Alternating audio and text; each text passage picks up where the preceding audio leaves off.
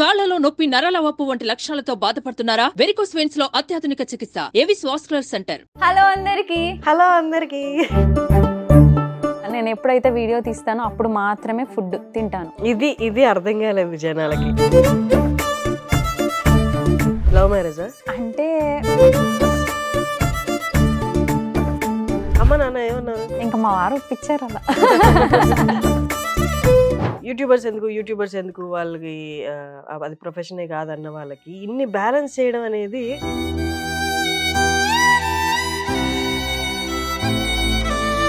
ఆ నెగిటివిటీని కూడా పక్కన పెట్టి పాజిటివ్గా రెస్పాండ్ అవ్వడం అనేది చాలా కష్టమైంది. అలాంటి సిచ్యువేషన్స్ ఉండి ఎప్పుడైనా నేను ఆపేద్దాం ఈ వర్క్ అని అనిపించిందా? నిజానికి యూట్యూబ్ వరకు నాకు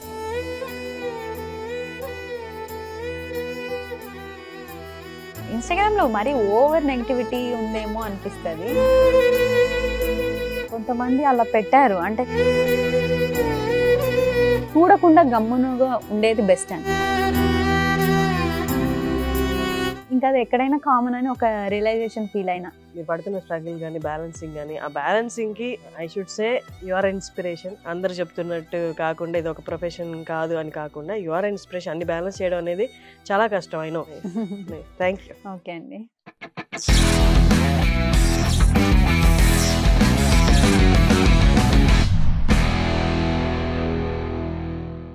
హలో వ్యాస్, ఇవాళ నా గెస్ట్ ఒక ఇన్ఫ్లుయెన్సర్. కానీ చాలా మంది కామెంట్స్ పెడతారు ప్రతి ఇంటర్వ్యూకి, ఇన్ఫ్లుయెన్సర్స్ ఎందుకు, వాళ్ళు ఏం సాధించారు లైఫ్లో, వాళ్ళని ఎందుకు ఇంటర్వ్యూ చేయాలి అని. బట్ మీరు అంటే కొంచెం దీర్ఘంగా చూసి ఆలోచిస్తే గమనిస్తే వాళ్ళు పడే కష్టము, కష్టానికి తగ్గట్టు రెవెన్యూ జనరేట్ అవుతుంది వాళ్ళకి. అంటే మనం ప్రతిదీ చదువుకునేది కూడా సంపాదించడానికే కదా, కష్టపడి సంపాదించడానికి కదా. వాళ్ళు అదే కష్టం పెడుతున్నారు, వాళ్ళు అదే సంపాదిస్తున్నారు కదా. బట్ స్టిల్ ఎందుకు నెగిటివ్ కామెంట్స్ ఓన్లీ వాళ్ళ ప్రొఫెషన్ వరకైనా, పర్సనల్ లైఫ్లో కూడా అటాక్ అవుతున్నాయా? మనందరికి తెలుసు అటాక్ అవుతున్నాయి. So one of such influencer Anjitha is with us, alias Pallavi. నమస్తే. నమస్తే అండి. ఎలా ఉన్నారు? సూపర్ గుడ్ అండి. మీరు? నేను బాగున్నాను. మీరు ఇంతకుముందు చాలా ఇంటర్వ్యూస్ ఇచ్చుంటారు. అవును. మేబీ 1 year నుండి ఇవ్వలేదు అనుకుంటా కదా. అవును, 1 year ఆఫ్టర్ బ్యాక్, 1 year తర్వాత మళ్ళా ఇవాళ ఈ రోజు మీతో. That's nice. యాజ్ అంటే నేను ఇంట్రడక్షన్ లో చెప్పినట్టు, ఓకే, కొంతవరకు ఇన్ఫ్లుయెన్సర్స్ అని ఆ వర్డ్ ని చాలా డైల్యూట్ చేసేసారు అనమాట. ఆ ప్రొఫెషన్ కి రెస్పెక్ట్ లేకుండా చేసేసారు. బట్ మీరు ఎన్నేళ్ళైంది ఇప్పటికి యూట్యూబ్ స్టార్ట్ చేసి? 1 year అవుతుంది. లాస్ట్ జాన్ లో స్టార్ట్ చేసింది. ఇది అంటే 1.5 year అనుకోండి. ఇది జూన్ 2023 జాన్.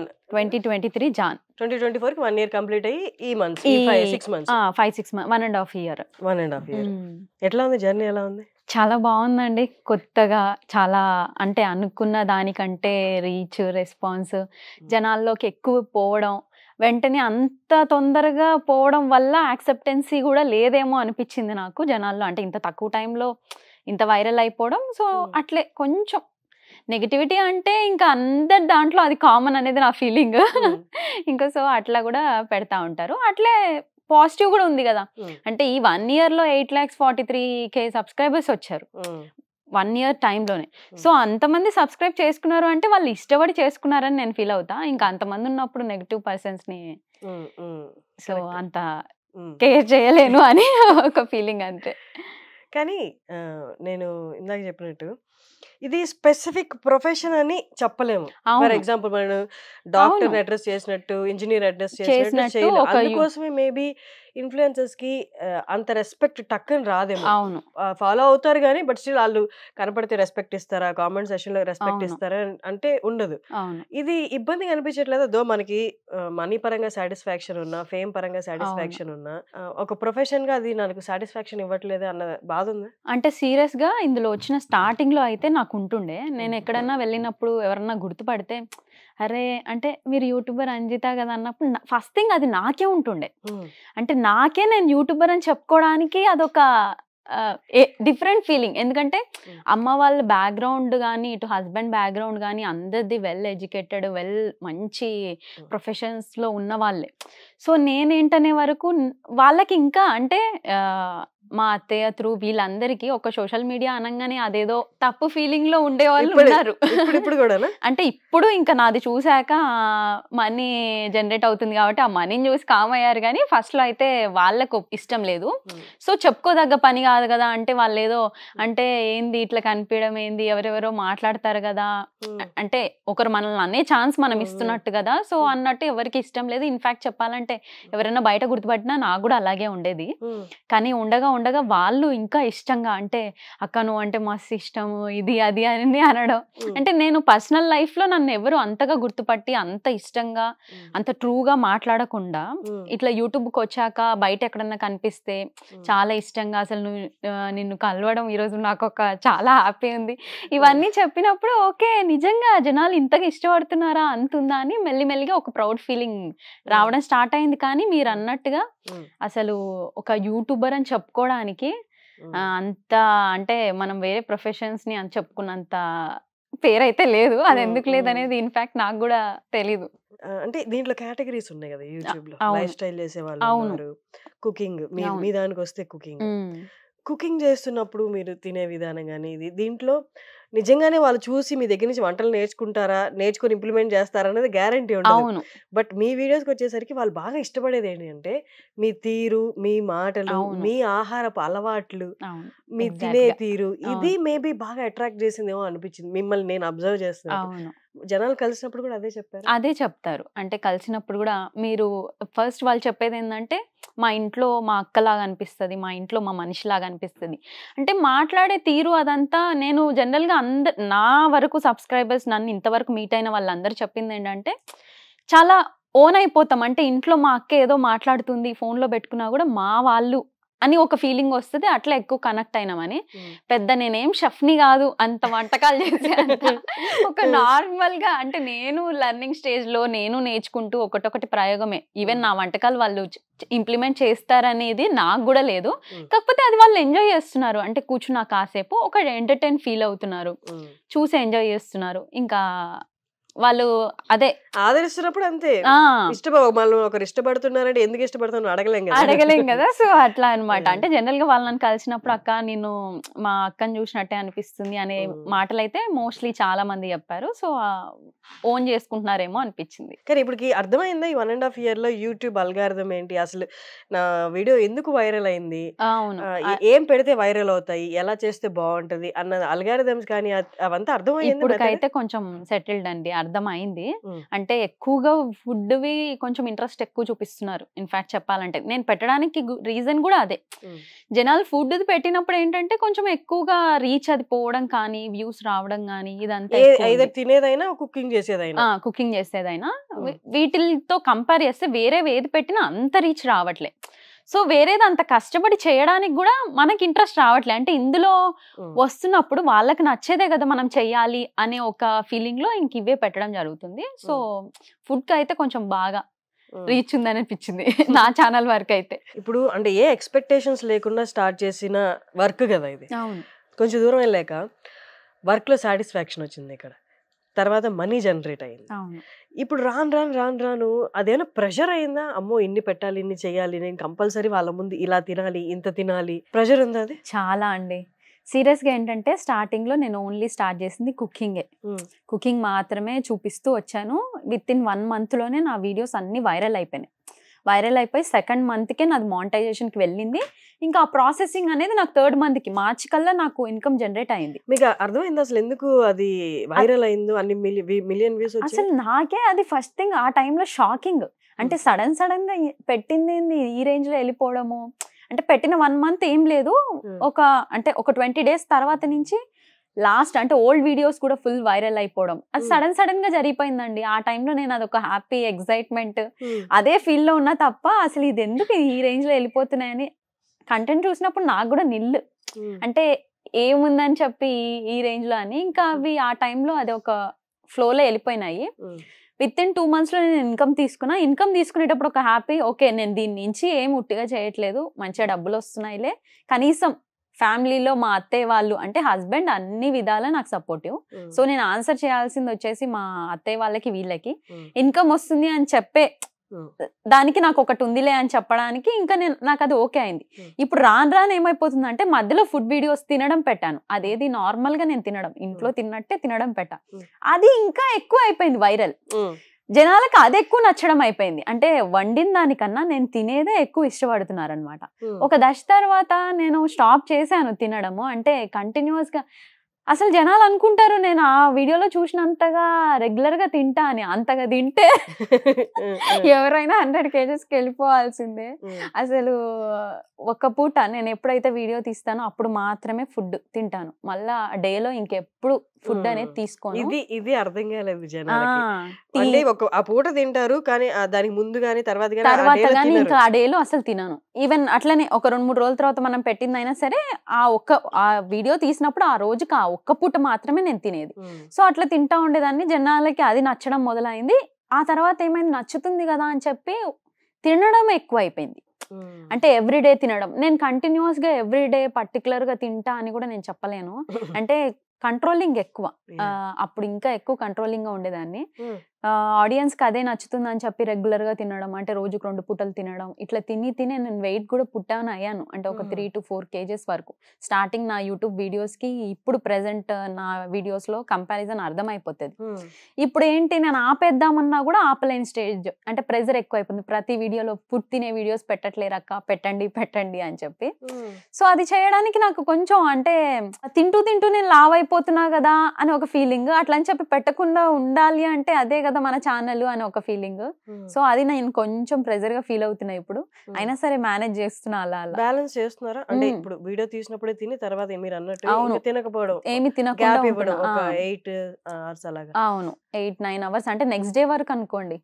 టీ మాత్రం తాగుతా, నెక్స్ట్ డే వరకు ఇంకా అలా. అది ఇప్పుడు మళ్ళీ అంటే జనరల్ గా నా ఫుడ్ అయిపోయింత కాబట్టి ఇప్పుడు నేను అలా మానినా ఉన్న వెయిట్ నేను తగ్గలేకపోతున్నా. అంటే ఇంకా ఎక్స్ట్రాగా నేను చెయ్యాలి. అంటే కొంచెం కేర్ తీసుకోవాలి. ఐ మీన్ మనకి ఎక్సర్సైజ్, వర్కౌట్స్ లాంటివి చెయ్యాలి.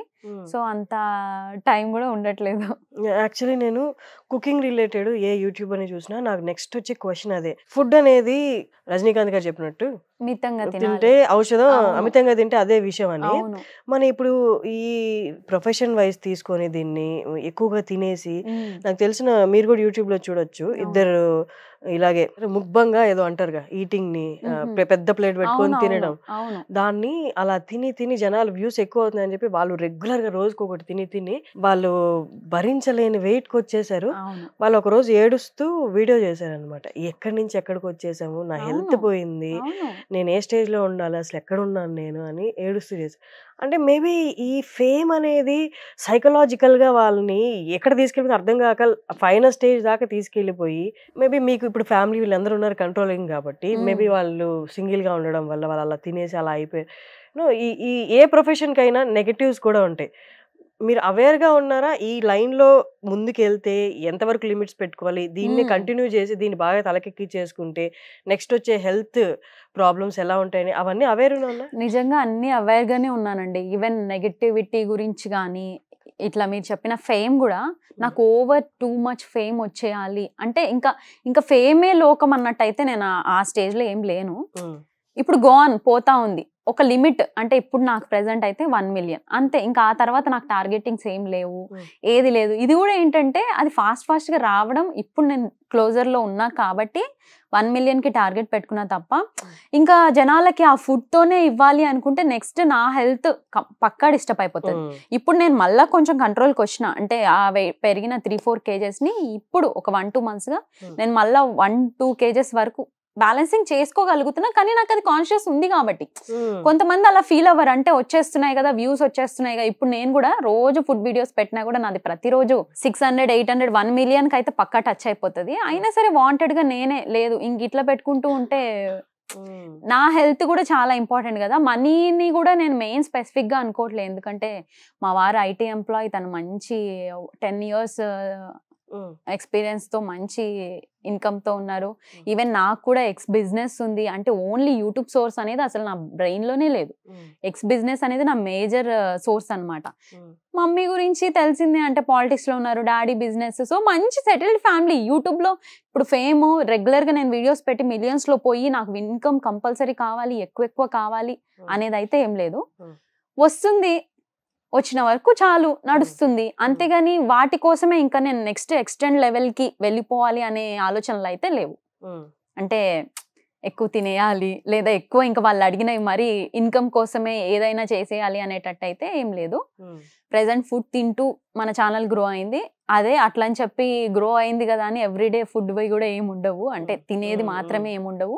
చూస్తే అవి నేను ఒకసారి షూట్ చేసుకున్నవి డైలీ అప్లోడింగ్స్ అట్లుంటాయి అనమాట.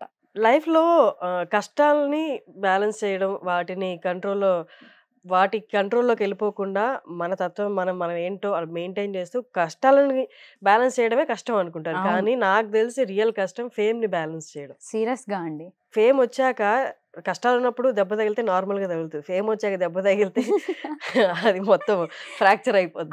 అంటే ఆ ఫేమ్ ని మనం ఫీల్ అవ్వకూడదు. ఫేమ్ ని అబ్బా నేను ఇవాళ పెద్ద యూట్యూబ్ స్టార్ని అయిపోయినా, నేను యూట్యూబర్ని అయిపోయినా, రోడ్ మీదకి పోతే నన్ను ప్రతి ఒక్కరు గుర్తుపట్టేస్తున్నారు, గుర్తు పట్టాలి పడతారు అని అనుకుంటే ఆబ్వియస్ గా రేపు ఒకనాడు అంటే మన ఫేమ్ తగ్గిపోయి మన వ్యూస్ అంటే వీడియోస్ అంత రీచ్ పోకుండా మన ఛానల్ డల్ అయిపోయినప్పుడు గుర్తుపట్టరు. ఎందుకంటే ప్రతిరోజు కొత్త వాళ్ళు వస్తూనే ఉంటారు. ఎందులో అయినా ఏ ఫీల్డ్ లో అయినా కొత్త వాళ్ళు వస్తూనే ఉంటారు. పాతగా ఉన్న వాళ్ళు ఒక పర్టికులర్ టైంలోనే ఉంటుంది. ఆ టైంలో మనం అన్ని నెత్తికి తీసేసుకొని నేను ఇదైపోయినా అనుకుంటే మాత్రం నెక్స్ట్ స్టేజ్ మనం డౌన్ అయిపోయినప్పుడు వాళ్ళ యాక్సెప్టెన్సీ ఉండదు. వాళ్ళు ఇంకా అది జీర్ణించుకోలేరు, చాలా లైఫ్ లో ఫేస్ చేస్తారు. సో నాకు అలాంటివి ఏం లేవు.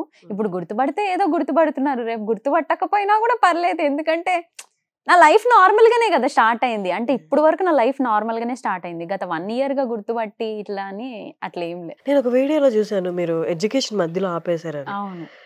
ఎక్కడ ఏం చదువుకున్నారు, ఎక్కడ ఆపేశారు? అంటే కంప్లీట్ అయింది కానీ బీటెక్ 2nd year లో నాకు మ్యారేజ్ అవ్వడం వల్ల కాలేజ్కి వెళ్ళడం బంద్. అంటే 2 years వరకు. ఆ తర్వాత ఎగ్జామ్స్ మాత్రం అటెండ్ అయ్యి రాశాను అనమాట. ఎందుకంత అర్లీగా కంప్లీట్ చేయకముందే పెళ్లి చేసుకోవాలి అని? లవ్ మ్యారేజా? అంటే మా వారిది లవ్ కమ్ అరేంజ్ అనుకోండి. అంటే మా వారికి బాగా ఇష్టం ఉంటుండే. సో ఇంకా తనకి మ్యారేజ్ ఏజ్. సో మా ఇద్దరికి ఏజ్ గ్యాప్ చాలా మంది అడుగుతారు. 10 years ఉంటది. సో తనకి ఏంటంటే అప్పటికే జాబ్ వచ్చేసి సెటిల్ అయిపోయినాడు. ఇంకా నెక్స్ట్ ఏంటి పెళ్లి, వాళ్ళ ఇంట్లో ఫోర్సింగ్, నాకు ఈమైతేనే ఇష్టం అని అనడం వల్ల సరే ఇంకా అమ్మ నాన్న ఏమన్నారు మరి? ఫస్ట్ థింగ్ వాళ్ళు కూడా ఒప్పుకోలేదు. ఇంకా మా వారు ఒప్పించారు అలా. ఒప్పుకోవాల్సి వచ్చింది. మీరు ఓకేనా పెళ్లి అప్పుడు? అంటే ఇంకొంచెం టైం తీసుకుండాలి అనుకున్నారా అప్పుడు? అట్లా ఏం లేదండి. అంటే నాకు end of the day marriage ఎప్పుడు తిరిగి అంటే అమ్మాయి అనగానే ఇంకా ఎటు తిరిగి ఇంట్లో వాళ్ళు కానీ లేదా సొసైటీ కానీ ఫైనల్గా మనం ఏ ఏజ్లోకి వచ్చినా పెళ్ళి అనేది ఇంకా చేసుకోవాలి అనేది ఉంటారు. మా వారు నన్ను నిజంగా చాలా ఇష్టపడ్డారు, ఇప్పటికి ఇష్టపడుతున్నారు. అంత బెస్ట్ పర్సన్ వచ్చినప్పుడు ఇంకా టైం తీసుకోవాలి అని అనుకోలేదు. సో పెళ్ళి అయిపోయింది. ఆ రోజు నుంచి ఈ రోజు వరకు ఒక్కరోజు కూడా నేను పెళ్లి చేసుకుని తప్పు చేసినానా అనే రీగ్రెటింగ్ ఫీలింగ్ అయితే మా వారి నుంచి అయితే నాకు ఇప్పటి వరకు కలగలేదు.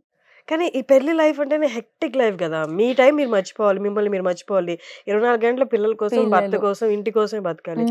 ఇది ఎప్పుడు ఎక్కడ స్ట్రెస్ ఇవ్వలేదా? ఏంటి నేను ఏం చేస్తున్నాను అసలు అని స్ట్రెస్ లేదా? అంటే నిజానికి అది డిపెండ్స్ అపాన్ ఫ్యామిలీస్ ని బట్టి ఉంటదేమో అండి. అంటే మా వారు నిజంగా నాకు అట్లా పెళ్లి నేను ఇంకోటి ఏంటంటే అమ్మ వాళ్ళకి కూడా దూరంగా లేను. మాకు అమ్మ వాళ్ళకి 5 kilometers రేడియేషన్ లోని ఇల్లు కూడా ఉంది. సో అమ్మ వాళ్ళకి దూరం అయిపోయినా అని అట్లా లేదు. ఎవ్రీడే మేము ఏదో ఒక పనిలో కలుస్తూనే ఉంటాం. నేను అమ్మ వాళ్ళు ఇట్లా అంటే వాళ్ళు నా దగ్గర రావడం నేను సో అమ్మాయికి పేరెంట్స్ తో దగ్గర ఉంటే ఇంకా పెద్ద మార్పు రాదు ఒకటి. ఇంకోటి హస్బెండ్ ఏంటంటే ఎక్కువ నువ్వు ఇలాగే ఉండాలి, పొద్దున్నే లేవాలి. అంటే మాది జాయింట్ ఫ్యామిలీ కూడా కాదు, ఉండేది నేను మా వారు మాత్రమే ఉంటాం. అత్తయ్య చెప్పా కదా లవ్ మ్యారేజ్ అని, తను పెద్దగా రారు మా ఇంటికి. సో అవును రిలేటివ్సే కదా, ఎందుకని అంటే ఈయన ఫోర్స్, ఇది ఈయన ఇష్టంతో కదా చేసుకుంది. నీ ఇష్టం వేరే వాళ్ళని చేయాలని ఉండే, వేరే వాళ్ళని చేయాలని ఉండే. ఈయన లేదు వాళ్ళ కట్నం కోసమా? ఎందుకని వేరే వాళ్ళని చేయాలి? మీరు ఎలాగో రిలేటివ్ కదా, ఎందుకు నచ్చలేదు? అంటే తనకి రిలేటివ్సే ఉండే, మా అత్తయ్యకి వేరే రిలేటివ్ వాళ్ళ సైడ్ వాళ్ళని, ఆమె కూడా రిలేటివే కానీ వాళ్ళని ఇచ్చి చేయాలని. ఈయనకు మాత్రం లేదు, ఆమెనే చేసుకుంటా నేను, లేదంటే వెయిట్ చేస్తా, చేసుకోకుండా ఉంటాను. అలాగే చాలా అంటే నాకు ఇది ఇంటర్ నుంచి వచ్చిన ఇంటర్లోనే ఆయనకు జాబ్ వచ్చింది, అప్పటి నుంచి అప్రోచ్ అయ్యారనమాట. అసలు అడగద్దు ఈ మాట అని మా మమ్మీ వాళ్ళు చెప్పి ఎందుకంటే అంత చిన్న వాళ్ళకి ఏంది పెళ్ళి అని ఇంకా అట్లా అవ్వడం. తర్వాత ఏంటంటే ఇంకా మా అత్తయ్య ఏంటంటే ఈయన ఎవరిని చూసినా చేసుకోకపోవడం, పిలిస్తే సంబంధాలకు వెళ్ళేవాడు, మళ్ళీ ఫోన్స్ ఎత్తకపోవడం. అంటే హైదరాబాద్లోనే ఉండేవాడు అత్తయ్య వాళ్ళు అక్కడ. సో ఎత్తకుండా ఇట్లున్నాడు కదా, ఆమెకి ఫోర్స్ ఎక్కువ అయిపోయింది రిలేటివ్స్లో. మంచిగా జాబ్ చేస్తున్నాడు ఇట్లా ఉన్నాడు కదా, సో పెళ్లి చేసుకోవట్లే, ఎందుకు చేయట్లే అని చెప్పి ఆమెకు ఫోర్సింగ్ ఎక్కువ అయిపోయి ఇంకా ఎవరో ఒకరిని చేసుకో అని చెప్పి అనడంతో జరిగింది. కాబట్టి అయినా కూడా ఆమెకు యాక్సెప్టెన్సీ అంతగా ఏమి ఉండదు. సో ఇంకా మా వారు నేనే కాబట్టి ఉండడం ఇంట్లో, తను నాకు ప్రతిదీ హెల్ప్ఫుల్ ఉంటారు. నేను చేసినా చేయకున్నా తనకి బాలేదులే అన్నట్టు, అంటే ఏదైనా రెస్పాన్సిబిలిటీగా. ఈవెన్ కిడ్స్ విషయంలో కూడా ప్రతిదీ ఇద్దరం షేరింగ్గా, ఇది నువ్వే చేయాలి, పిల్లల్ని నువ్వే పెంచాలి, స్కూల్కి నువ్వే తీసుకెళ్ళాలి, కుకింగ్ అయితే నువ్వే చేయాలి అనేలాంటివి అయితే ఏం లేదు. సో నాకు అంత స్ట్రెస్ఫుల్ అయితే ఏం అనిపించలేదు. సరే ఇవన్నీ పక్కన పెట్టేద్దాం. అంజితకి లైఫ్లో ఏమైనా గోల్ ఉందా? నేను ఇది అవ్వాలని కాదు, నాకు ఇది ఇష్టమైన కానీ అది ఏమన్నా ఉందండి. నేను యాంకర్ అవ్వాలని నాకు చిన్న సరే కాసేపు అటు కూర్చుంటాను. సీరియస్ గా నాకు చిన్నప్పటి నుంచి యాంకరింగ్ అనేది నాకు అదొక చాలా ఇష్టం. ఏమి ఇష్టం యాంకరింగ్ లో? క్వశ్చన్లు అడగడం ఇష్టం? ఏమి ఇష్టం అంటే ఇప్పుడు యాక్టింగ్ అనుకో ఫేమ్ వస్తుంది, స్క్రీన్ లో కనిపిస్తాం, ఇంత లక్షల మంది చూస్తారు. యాంకరింగ్ లో ఏమి ఇష్టం? యాంకరింగ్ లో వాళ్ళు చాలా ఎనర్జెటిక్ గా, చాలా అంటే ఎప్పుడు వాళ్ళు ఆపోజిట్ పర్సన్ ని క్వశ్చన్స్ అడిగే అట్లని కాదు, క్వశ్చన్స్ అడిగే స్టేజ్ లోనే ఉంటారు, వాళ్ళు చెప్పేటట్టు ఏమి ఉండరు కదా. అదే కాకుండా చాలా జోవియల్ గా, అంటే ఒక వీళ్ళదంతా ఒక పాజిటివ్ గా కనిపిస్తుంది నాకు. అట్మాస్ఫియర్, యాటిట్యూడ్ అంతా కూడా. మిగతా యాక్టింగ్ వీటిల్లో అన్ని ఉంటాయి కదా, అంటే వాళ్ళు డిఫరెంట్ రోల్స్ ఉంటాయి. ఇందులో అట్లా కాదు, జోవియల్ గా, సరదాగా, హ్యాపీగా మాట్లాడేయడము అట్లా ఉంటది. కాబట్టి అది ఒక ఇష్టము. నెక్స్ట్ డబ్బింగ్స్ లాంటివి చేయడం అనేది కూడా మస్తు ఇష్టము. ఇవి రెండింటి మీద పక్క నేను ఫ్యూచర్ లో ఏదో ఒకటి చేయాలనేది అదొకటి ఉండిపోయింది నా చిన్నప్పటి నుంచి. ఇది మెయిన్ థింగ్ యాంకరింగ్ అనేది. ఇంట్లో చెప్పాను. వాళ్ళు అంటే అమ్మ ఏ విషయానికైనా ఒప్పుకుంటారు, ప్రతిదీ ఏదైనా కూడా. డాడీ కొంచెం అటు ఇటుగా అన్నా కూడా, అంటే డాడీ ఎట్లా అంటే పర్టికులర్, మంచిగా డీసెంట్ జాబ్ చేయాలి, డీసెంట్ ఇట్లా అన్నట్టు.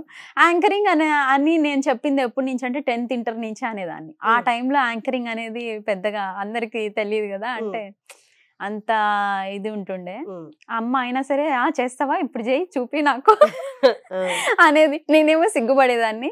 సిగ్గుపడితే యాంకర్ ఎట్లవుతావు, అక్కడ అంతమంది ఉంటారు, అన్ని అడగాలి కదా, చెయ్యాలి కదా అనేవాళ్ళు. అట్లా అది ఉంది. అంటే నేను కాలేజ్లో కానీ ఈవెన్ మన స్కూల్స్లో ఏమైనా ఈవెంట్స్ అయినప్పుడు స్టేజ్ పైన, అంటే కొంచెం మనకి ఇస్తారు కదా, అట్లా పార్టిసిపేట్ చేస్తుండే అనమాట. ఆశ అట్లా తీరింది, కానీ పక్క నేను ఏదో ఒకటి చేయాలనేది ఉంది. మీ ఛానల్లోనే స్టార్ట్ చేసేయచ్చు కదా, ఎలాగో అంతమంది ఫాలోవర్స్ ఉన్నారు. అవును, కానీ మీ అమ్మగారు ఒక 2-3 వీడియోస్ లో చూసాను నేను, నా బిడ్డంత మంచి బిడ్డ, నేను అతిశయోక్తిగా చెప్పట్లేదు కానీ అలాంటి పిల్ల ఉండడం, ఇంట్లో ఉండడం, నా కడుపును పుట్టడం నా అదృష్టం అన్నట్టు మాట్లాడు. ఏంటి అంత కాన్ఫిడెంట్ గా చెప్పారు ఆవిడ? ఏంటి అసలు? అంటే సీరియస్ గా ఏంటంటే అండి, నా మ్యారేజ్ అయింది నాకు 18 years ఏజ్, అప్పుడు నాకు పెళ్ళయింది. మీరు చూస్తున్నారు జనరేషన్ ఇప్పుడు ఎంత మారింది. 18 years లో ఒక పెళ్ళి అనేది అది ఈజీ కాదు ఇప్పుడున్న జనరేషన్, ఇప్పుడు మన వాళ్ళకి. ఇంకోటి, ఆ 18 years ఎంత మనం అనుకున్నా పెళ్లి బాధ్యతలు చాలా ఉంటాయి. ఓన్లీ హస్బెండే కాదు, ఫ్యామిలీ ఉంటాయి, రిలేటివ్స్ ఉంటాయి, అన్నీ ఉంటాయి. సో అంత మేనేజ్ చేసుకుంటూ నా బిడ్డ, అందులోనూ నాకు 18 years కి పెళ్ళి అయితే 19 years కి నాకు బాబు పుట్టాడు, 20 years కి పాప పుట్టేసింది. 1 year గ్యాప్ బాబు పాపకి 13 months అంతే గ్యాప్. సో ఇద్దరు పుట్టేయడం, ఇవన్నీ అమ్మ అన్ని చూసింది కదా. ఇన్ని చూస్తూ ఇంకోటి, ఏ రిలేషన్ లో అయినా ఫస్ట్ 2-3 years చాలా టఫ్ ఉంటాయి. అంటే మన పెళ్లి అనేది అండర్స్టాండింగ్ అంతా టైం పడుతుంది. ఈవెన్ మేమేం పెద్దగా ఎంత రిలేటివ్ అయినప్పటికీ మాది వేరు, తనది వేరు, ఆయన ఒక జాబ్, ఇట్లా ఏదో ఎప్పుడో చూసి ఇష్టపడి ఆ ఇష్టం అలా ఉండింది తప్ప, అంతకుముందు మేమేం టైం స్పెండ్ చేసింది, కలిసి అర్థం చేసుకునేవి ఇవేమీ లేవు మాకు. సో వెంటనే పెళ్ళైపోయి ఒక ఇంట్లో ఉంటున్నప్పుడు ప్రతిదీ కొంచెం కొత్తగానే ఉంటది. అన్ని నేర్చుకున్నాము, ప్రతిదీ జరుగుతూ, ప్రతి గొడవలో ఎవరి మైనస్ ప్లస్లు ఎవరి ఇష్టాలు వాళ్ళు ప్రతిదీ నేర్చుకుంటూ ఈ రోజు హ్యాపీ కప్పులే. 1-2 years లో చాలా టఫ్ ఉంటాయి ఏ రిలేషన్ లో అయినా. కరెక్ట్. హస్బెండ్ అండ్ వైఫ్ ఉన్న అదే కాదు, ఈవెన్ వెనకాల ఉన్న ఫ్యామిలీ ఇదంతా అవన్నీ అమ్మ చూసింది కదా. అంటే నేను ఎంత ఫేస్ చేశాను, ఎంత చూసాను, అయినా కూడా అదే దాంట్లో నిలబడ్డాను అనే ఒక ఇదిలో అమ్మ అలా అంటారు. మీకేంటి అంత మెచ్యూరిటీ కూడా లేదు, చిన్న వయసు. అంటే వీళ్ళందరినీ అంటే హస్బెండ్తో బాండ్ బిల్డ్ చేసుకోవడానికి టైం పడుతుంది. అట్ ద సేమ్ టైం ఇంతమంది బంధువుల్ని బ్యాలెన్స్ చేయాలి. వాళ్ళ నుండి మీ మీద ఉన్న ఎక్స్పెక్టేషన్స్, కోడలు వచ్చిందంటే ఇట్లే ఉండాలి, అట్లే ఉండాలి, మేము చెప్పింది తినాలి. మీరు కొంచెం వాయిస్ రేజ్ చేసినా ఏంటి అమ్మాయి డామినేషన్ తెచ్చుకున్నావు కదా చూడు, ఇలాంటి వెంటనే వచ్చేస్తాయి కదా. Maybe over the years 5-7 years తర్వాత మొత్తం సెటిల్ అవుతుంది. అవును. కానీ అంత చిన్న వయసులో మీకు అంత ఓర్పు ఎలా వచ్చింది అసలు? అంటే సీరియస్ గా అమ్మ వాళ్ళది అంటే మేము చిన్నప్పుడు మా అమ్మ నానమ్మ తాతలు ఉన్న ఇంట్లోనే, అంటే అమ్మ వాళ్ళ జాయింట్ ఫ్యామిలీ లాగానే ఉన్నారు. ప్రతిదీ చెప్తా ఉండేది అమ్మ రిలేషన్స్ గురించి, ఇట్లా ఇట్లా అని, అత్తయ్యని ఇట్లా చూడాలి, లేదా ఇంట్లో మా పెద్దనాన్నగారు కూడా ఉండేవాళ్ళు అనమాట.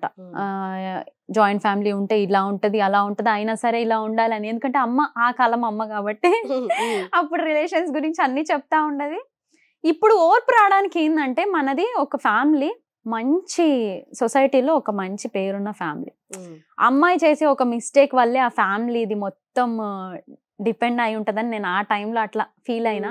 సో నా నుంచి నేను చేసే మిస్టేక్ ఏది అమ్మ వాళ్ళ వరకు వాళ్ళకి పేరు తేయకూడదు అనే ఒక్క ఇదితోని అన్ని సహనంతో ఉండడం జరిగింది. కానీ ఇప్పుడు చాలా సెటిల్డ్ అయిపోయి హ్యాపీ అయిపోయి అంత అర్థం అయిపోయింది అనమాట.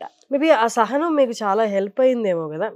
మేబీ మీరు సహనంగా ఉండడానికి రీజన్స్ వేరే ఉండొచ్చు, అమ్మాయిగా నేనేం తప్పు చేయకూడదు అన్నట్టు.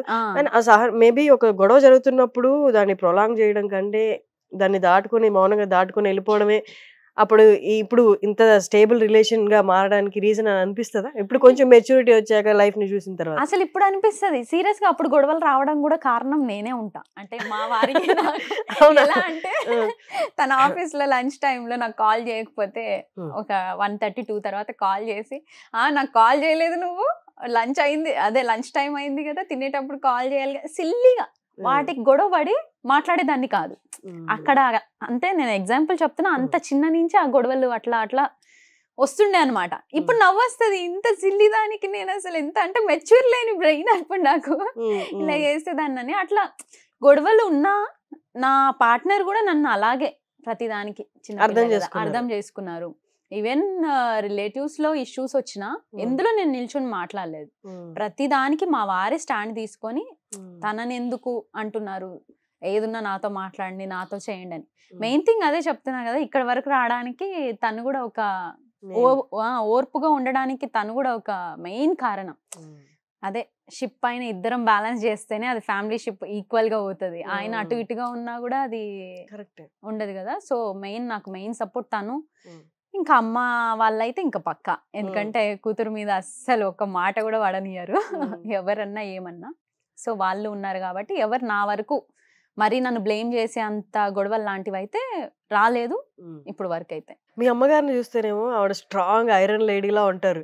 ఆ మాట్లాడే విధానం కానీ మేబీ చిన్న వీడియోస్ లో అయినా ఒక అవగాహన వచ్చేస్తుంది. ఈవిడ లైఫ్ ని ఎలా డీల్ చేయాలో తెలుసు, చాలా స్ట్రాంగ్ గా డీల్ చేస్తారు. వేరే మీ వీడియోలు చూస్తే మీ లైఫ్ డీలింగ్ వేరు, మీరు సాఫ్ట్ నేచర్ ఎట్లా అసలు ఆవిడకి మీకు అసలు సింక్ అనేది ఉంటుంది ఎట్లా? అది అమ్మని చిన్నప్పటి నుంచి చూసి పెరుగుంటారు కదా, బట్ స్టిల్ మీరు అంత సోబర్ గా ఉండడం ఎలాగా? అంటే జనరల్ గా అందరికి అట్లా కనిపిస్తా నేను అంతే. అంతవరకు వస్తే నేను ఇంకా వైల్డ్ గా అంటే ఇంకా చాలా ఇదిగా ఎక్కడ వదిలిపెట్టను మనుషుల్ని. నా వరకు అంత అనవసరంగా నా దగ్గరకు వచ్చిన వాళ్ళని నేను ఎప్పుడు వదిలేను. ఇంకా అది అంతే. కాకపోతే నా నేచర్ కొంచెం ఓపిక్గా ఉంటా, ఓపిక ఉన్నంత వరకు ఉంటా. ఆ తర్వాత డిస్టర్బ్ చెయ్యొద్దు అనేది నా ఫీలింగ్. అమ్మ అలా కాదు, ఫస్ట్ నుంచి అమ్మ ఫుల్ స్ట్రాంగ్. ఏ చిన్న విషయంలో అంటే అమ్మ కూడా ఎలా ఉంటారంటే అమ్మని ఏదన్నా కూడా ఒప్పుకుంటారు. నా వరకు తమ్ముడు వరకు వస్తేనే, అంటే మా ఇద్దరు వరకు వస్తేనే చాలా వైల్డ్ గా చాలా సీరియస్ అయిపోతారు.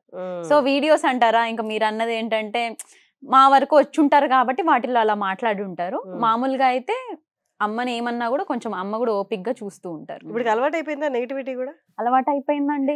అంటే అంత నెగిటివ్ అనేది ఏముండదు. అట్లా తింటావా, ఇంత తింటావా, అది తింటావా అని ఈ విధంగా అంటారు. ఇంకా అది ఎక్కడైనా కామన్ అని ఒక రియలైజేషన్ ఫీల్ అయినా. ఎందుకంటే ఇప్పుడు ఇక్కడ కూర్చున్న వాళ్ళం పక్కన కూడా మాట్లాడే రోజులు ఉన్నాయి. ఇప్పుడు పక్కనే సైగలు చేసుకుంటూ చూసినావా, ఆమె చూసినావా, ఎట్లా చూసినావా అని. ఇంకా సోషల్ మీడియాలో ముఖాలు ఏది కనపడదు కాబట్టి ఎవరు ఎంత వాగాలనుకుంటారో అంత వాగేస్తారని నేను ఫీల్ అవుతా. ఇప్పుడు ఇదే రోడ్లో వెళ్తే ఏమైనా జర్నీ ప్లాన్ చేసుకున్నారు? ఎక్కడ దాకా వెళ్ళాలి, ఎంత దూరం వెళ్ళాలి, ఎప్పుడు ఏం చేయాలి? ఈ యూట్యూబ్నే చాలా మంది కుకింగ్ వీడియోస్ చేసిన వాళ్ళు ఒక పాయింట్ తర్వాత దాన్ని వాళ్ళు కన్వర్ట్ చేసుకుంటున్నారు. దాని ప్రొఫెషన్ ఎలా అంటే ఈ ఫాలోయింగ్ అంతా వాళ్ళు ఒక రెస్టారెంట్ పెట్టో ఏదో ఒక దాని రిలేటెడ్ దాని ఎక్స్టెన్షన్ అని చెప్పొచ్చు, అలా కన్వర్ట్ చేసుకుంటారు. మీకేమైనా ప్లాన్స్ ఉన్నాయా? అంటే ఉంది, తెలిసిందే. జనరల్ గా నాకు బిజినెస్ ఉండేది తెలిసిందే. ఇప్పుడు వరకు అయితే అది ఏం తీసుకురాలేదు. ఫ్యూచర్ లో తీసుకొని రావాలి అన్న థాట్ అయితే ఉంది. నెక్స్ట్ ఫార్మ్ ల్యాండ్ ఉంది. సో అక్కడ రిసార్ట్లు కానీ నెక్స్ట్ ఇట్లా ఆర్గానిక్ వి అంటే మనం చేసినప్పుడు చూద్దాం అన్నట్టు అట్లా అయితే ఉంది. అంటే మనకి ఇంత ఫేమ్ ఉంది కదా, మన వాళ్ళు ఉన్నారు కదా, ఏ చేసినా ఒక సపోర్ట్ అయితే ఉంటది అనేది ఒకటి ఉంది. ఇన్ కేస్ అట్లా లేకున్నా పర్లేదు కానీ ఇప్పుడైతే అట్లా ఫీల్ అవుతున్నాం, చేద్దాము ఫర్దర్ గా చూద్దాము అని. వీడియో పెట్టారు ఇంత రావాలని ఎక్స్పెక్ట్ చేశాను, అంటే 1 month అయితే వచ్చినాయండి, 5 to 6 అట్లా. ఇంకా ఎవ్రీ మంత్ అయితే 3 నుంచి 5 వరకు అట్లా ఒక్కొక్క మంత్ ఒక్కొక్క ఇన్కమ్ తో అట్లా వస్తాయి. దానికి కూడా నేను దానికి అనుకుంటా ఫస్ట్ కామెంట్స్ చూసింది, ఏంటి ఇట్లా పెట్టేశారు, దిష్టి తగులుతుందని కొంతమంది. ఇంకా కొంతమంది అలా పెట్టారు, అంటే చెప్పకూడదు, చెప్పకండి, దిష్టి తగులుతుంది. ట్యాక్స్ పే చేస్తున్నారు కదా, చెప్పకుండా ఉండాల్సిన అవసరం. అదే కదా, అంటే ట్యాక్స్ అన్నిటికీ చేయకుండా ఉంటే ఎట్లా అంటే సో అన్నిటికీ అదైతే ఉంది. కానీ మెయిన్ ఏంటంటే చాలా మంది యూట్యూబ్ లో డబ్బులు రావు ఇట్లా ఇట్లా అనుకుంటా ఉంటారు కదా, చెయ్యాలి అని అనుకునే వాళ్ళు చెయ్యొచ్చు, స్టార్ట్ చెయ్యొచ్చు అని ఒకటి. ఇంకోటి నేను చాలా మంది అనుకుంటారు కదా, పని పాడు లేకుండా యూట్యూబ్ లో వీడియోస్ తీస్తుందా అని అనుకునే వాళ్ళకి అది ఒక సమాధానం అన్నట్టు కూడా పెట్టా అనమాట. అంటే నేనేమి ఊరికే చేయట్లేదు, ఇన్కమ్ కూడా వస్తుంది, సో దాని వల్ల కూడా చేస్తా అని. అండ్ మీరు అంటే అన్ని వీడియోస్ లో ఒక్క మాట మాత్రం బాగా అందరికి గట్టిగా చెప్పారు, ఏంటి అంటే భూమి మీద ఇన్వెస్ట్ చేయండి అని. అవును, అది అంటే చాలా పెద్ద అంటే ఫ్యూచర్ ని డిసైడ్ చేసారు. చాలా మందికి అర్థమై ఉంటది దేని మీద స్టేబుల్ మనకి ఎప్పటికైనా స్టేబుల్ సోర్స్ అవుతుంది మనకి అని. మీరు చాలా వరకు ఒక వీడియోలో కూడా చూపించారు, ఏంటి ఏదో వేసుకోలేదు అంటే తీసి చూపించి అవసరమైనప్పుడు ఇది కన్వర్ట్ చేస్తుంది, కన్వర్ట్ చేసి ఒక స్టేబుల్ అసెట్ కొనుక్కోవడానికి ఉపయోగపడుతుంది అని. ఎక్కడి నుంచి వచ్చింది? అంటే భూమి మీదే పెట్టాలి, ఇంకా దేని మీద కాదు అంటే అమ్మ వాళ్ళు అంతే అండి. నేను ప్రతిదీ నా లైఫ్ ఇట్లా, అంటే ఇప్పుడు నా ఏజ్ 27 years, కానీ నేను ఉండే నా ప్లానింగ్, నేను అంటే తీసుకునే డిసిషన్స్ అన్నీ కూడా ప్రతిదీ కూడా మా ఇంట్లో అంటే మా వారు నేను ఇద్దరం డిస్కస్ చేసుకొని ప్రతి నిర్ణయం తను నాకు రెస్పెక్ట్ ఇచ్చి చూస్తారు. ఇన్ని చేయడానికి కారణం, అంత నమ్మడానికి కారణం నేను అమ్మ వాళ్ళ దగ్గర నుంచి ప్రతిదీ నేర్చుకున్నా. అసలు ఎట్లుండాలి, మమ్మీ డాడీది ఏం మేము చిన్నప్పటి నుంచి సూపర్ ఫ్యామిలీ ఏం కాదు, చాలా స్టేజ్. అసలు ఎంత అంటే ఇన్కమ్ డాడీకి అసలు 0 ఇన్కమ్ నుంచి మేము వచ్చి, మా మమ్మీ ఒక బేబీ ఏం చేస్తుంటారు ఇప్పుడు బిజినెస్. బిఫోర్ అంటే మా మమ్మీ వాళ్ళు నా తర్వాత మా తమ్ముడు తర్వాత ఒక బేబీని కూడా అడాప్ట్ చేసేసారనమాట. అంటే అబార్ట్ చేసుకున్నారు. ఎందుకంటే పెట్టలేము, మనము ఫుడ్ కూడా పెట్టలేము, అలాంటి స్టేజ్ లో ఉన్నామని. అంటే అక్కడి నుంచి ఈ రోజు మేము ఇంత మంచి అసలు సెటిల్డ్ ఉన్నామంటే కారణం ప్రతి ఇన్వెస్ట్మెంట్, ప్రతి స్టెప్ రాంగ్ గా తీసుకోకూడదు. భూమి మీద పెట్టాలి అని ఎందుకంటున్నా అంటే భూమి మీద పెట్టిన వాళ్ళు ఎవ్వరూ లాస్ అయినది అసలు చరిత్రలోనే లేదండి. పెట్టిందన్నా పక్కా వస్తుంది, ఇయర్స్ గడుస్తూ ఉంటే పక్కా దాని మీద ఎక్స్ట్రా వస్తుంది. కానీ ఇప్పుడు చాలా స్కామ్లు నడుస్తున్నాయి కదా భూమి విషయంలో. మీరు ఎలా చూసుకుంటారు ఇది జెన్యూన్ ల్యాండ్ అని? మీరు తీసుకున్నది ఏ ఏరియాలో? మేము తీసుకున్నాం, అమ్మ ఇప్పుడు వర్క్ చేస్తున్నారు కదా, అది ఏరియాలో ఎల్బీ నగర్. సో అక్కడే తీసుకుంటాము, ఎందుకంటే అక్కడ మన వాళ్ళు అందరూ ఉన్నారు కదా, అమ్మ ఉన్నారు పార్టీలో. సో అన్ని మనకి ఏదైనా జెన్యూన్ ఉంటది, ఎందుకంటే మేము అట్లా చూసే తీసుకోవాలి. ఇంకోటి ఎవరైనా కూడా ఎవరు ఎక్కడ ఉంటారో అక్కడ తీసుకోవడం మంచిది అనేది నా ఫీలింగ్. మీరు అష్యూర్ ఎలా చేసుకున్నారు ఈ ల్యాండ్ దీని మీద ఎలాంటి అలిగేషన్స్ లేవు, ఈ ల్యాండ్ జెన్యున్ ల్యాండ్ మనం జెన్యున్ సోర్స్ నుంచే వస్తుంది మనకని మీరు ఎలా? అంటే మేము ఫస్ట్ అక్కడ వెళ్ళి చూసాక తర్వాత పేపర్స్ డాక్యుమెంట్స్ అన్ని తీసుకొని మళ్ళీ లాయర్ని కంపల్సరీ కన్సల్ట్ అవ్వాలండి ఎవరు తీసుకున్నా సరే. మెయిన్ పర్టికులర్ థింగ్ నాకు హైదరాబాద్లో ఎక్కువ అవ్వాలేమో అనిపిస్తుంది, అంటే ఇక్కడ ఎందుకంటే ఇక్కడ చాలా మోస్ట్లీ కొన్ని డబుల్ రిజిస్ట్రేషన్స్ లాంటివి ఇట్లా ఉంటాయి కాబట్టి ఏది ఉన్నా లాయర్ని ఒక్కసారి అడ్వకేట్ దగ్గరికి డాక్యుమెంట్స్ తీసుకెళ్తే తను పురాతల నుంచి అన్ని తీస్తారు. కరెక్ట్. అది జెన్యూన్ ఉంది అంటే మనం బై చేసుకోవచ్చు కొంచెం అటు ఇటుగా అయినా సరే. ఇంకోటి మనం ఎక్కడుంటాం అక్కడ తీసుకునేది ఇంకా మంచిది. అంటే ఇప్పుడు కొంతమంది ఇప్పుడు రాయలసీమ ఉంది, సడన్ గా అక్కడ ఉన్న వాళ్ళు ఇక్కడ తెలంగాణలో మనకి రేట్లు పెరుగుతున్నాయి కదా మనం ఇక్కడ తీసేసుకుందామని అక్కడి నుంచే ఇక్కడ కొనడం లాంటివి ఏంటంటే వాళ్ళు చూడరు, ఏంటనేది తెలీదు, జెన్యూన్ తెలీదు. కాబట్టి కొంచెం చూసుకొని ఎవరెక్కడ ఉంటారో వాళ్ళ సర్కిల్ని బట్టి చూసుకొని కొనుక్కోవడం చాలా మంచిది. కానీ అంజిత గారు పిల్లల్ని బ్యాలెన్స్ చేస్తూ పిల్లలతోనే అదేదో సామెత కూడా ఉంటుంది కదా, ఒక పిల్లాన్ని చూసుకోవడానికి ఒక ఊరు కూడా సరిపోదు అని. వాడికున్న ఎనర్జీ, వాడి టైమింగ్స్, వాడు ఎప్పుడు లేస్తే ఇద్దరు పిల్లల్ని చూసుకుంటూ మీ బిజినెస్ ఏదో చూసుకుంటూ at the same time YouTube చేస్తూ యూట్యూబర్స్ ఎందుకు వాళ్ళకి అది ప్రొఫెషనే కాదన్న వాళ్ళకి ఇన్ని బ్యాలెన్స్ చేయడం అనేది నార్మల్ ప్రొఫెషన్ లో కూడా చేయము అంతా. ఇన్ని బ్యాలెన్స్ చేస్తూ మళ్ళీ ఆ నెగిటివిటీని కూడా పక్కన పెట్టి పాజిటివ్గా రెస్పాండ్ అవ్వడం అనేది చాలా కష్టమైంది. మేబీ మీరు అది నెగిటివిటీ దగ్గరికి తీసుకొని కూడా బాధపడిన రోజులైతే ఉండే ఎవరితో షేర్ చేసుకోకపోయినా. అలాంటి సిచ్యువేషన్స్ ఉండి ఎప్పుడైనా నేను ఆపేద్దాం ఈ వర్క్ అని అనిపించిందా? ఎందుకు ఇంత నాకు స్ట్రెస్ బాగానే ఉంది కదా అంతా అని ఏమన్నా అనిపించింది ఎప్పుడైనా? అంటే నిజానికి యూట్యూబ్ వరకు నాకు మరీ మానేయాలి అన్నంత నెగిటివిటీ రాలేదు, కానీ ఇన్స్టాగ్రామ్లో కొంచెం అనిపిస్తుంటది. ఇన్స్టాగ్రామ్లో మరీ ఓవర్ నెగిటివిటీ ఉందేమో అనిపిస్తుంది. అందుకే అసలు కామెంట్ బాక్స్లో ఓపెన్ చేయ నేను. అందుకే వాటికి ఏ రిప్లైస్ ఏది ఉండదు, ఎందుకంటే చూసి మనం హార్ట్కి తీసుకునే దానికంటే చూడకుండా గమ్మునుగా ఉండేది బెస్ట్ అని. ఇంకొకటి అదే మీరు స్టార్టింగ్లో అన్నారు కదండి ఇన్ఫ్లుయెన్సర్స్ని ఎందుకు ఇంటర్వ్యూలు చేయడం ఇదంతా అని.